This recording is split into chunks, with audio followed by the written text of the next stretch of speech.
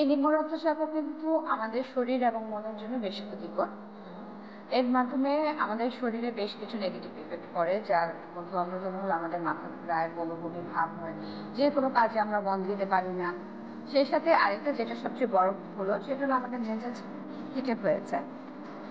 হয়তো আমরা সাংসারিক কোনো কাজ করছি, অফিসে কোনো কাজ করছি, বা যে কোনো কাজে আমরা দেখা যাচ্ছে যে আমাদের কাজ করতে গেলে আমাদের অনীহা চলে আসছে, কাজ করতে ভালো লাগছে না, আমাদের মেজাজ ঠিক থাকছে না।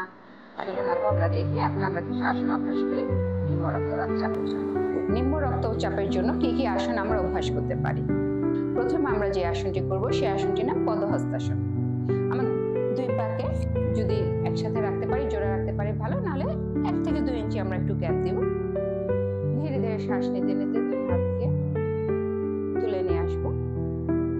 লম্বা করে শ্বাস নিচ্ছি, শ্বাস ছাড়তে ছাড়তে ধীরে ধীরে সামনের দিকে ঝুঁকে যাব। হাঁটু সোজা রেখে যতটা সম্ভব আমাদের মাথাকে আমরা আমাদের হাতের কাছাকাছি নিয়ে যেতে পারি। 5 বার শ্বাস নেব, ছাড়বো, শ্বাস নিতে নিতে ফেরত চলে আসবো। এই আসনটিকেও আমরা প্রতিদিন 3 থেকে 5 বার করার অভ্যাস করব। এবার আমরা যে আসন অভ্যাস করব তার জন্য আমরা আমাদের পিঠের উপরে শুয়ে পড়ব সোজা।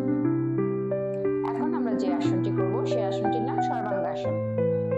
তবে কারো যদি হাই ব্লাড প্রেশার থাকে তারা এই আসনটি করবেন না। ধীরে ধীরে শ্বাস নিতে নিতে আমরা দুই পা উঠে নিয়ে আসবো।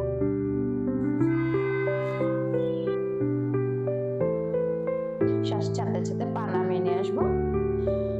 এই আসনটিকে আমরা 2 থেকে 3 বার করার অভ্যাস করব।